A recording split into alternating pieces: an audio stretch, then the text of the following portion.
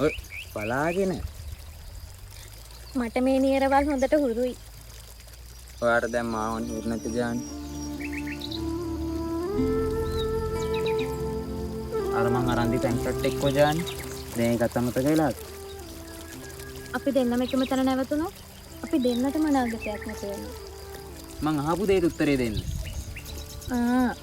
ඒකද? ඒක දැම්මම කකුල කැපෙනවා. ඒක නිසා මම ඒක පරිස්සමට ගෙදරින් අරන් තියලා තියෙන්නේ.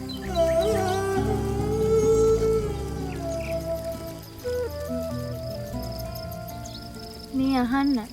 මං දන්නවා මට ගොඩක් ආදරේ කියලා. ඒත් ආදරේම මදි අපි දෙන්නට එකට ජීවත් වෙන්න.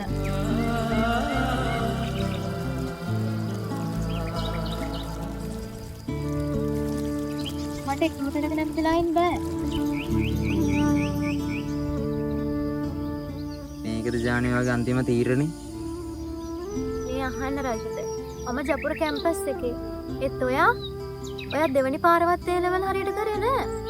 තාත්තා ලෙඩ වුණ නිසා පන්ති වලට වියදම් කරන තියෙන සල්ලි ටික තාත්තට වියදම් වුණා. නැත්තම් මා ජපුරේ තමයි. ඇත්ති රජිත. මට ඔයත් එක්ක තවත් තර්ක කරන්න ඕනේ නෑ.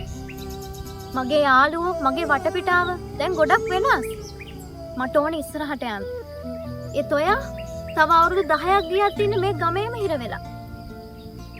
එතකොට ඔයගේ තීරණ වෙනස් වෙන්නේ නැද්ද ජානි? තීරණ කියන්නේ අපි ගන්න ඕන දේවල්. අද මම ඉන්න තැන ඔයා ඉන්න තැන අතර තියෙන ලොකු පරතරයක්.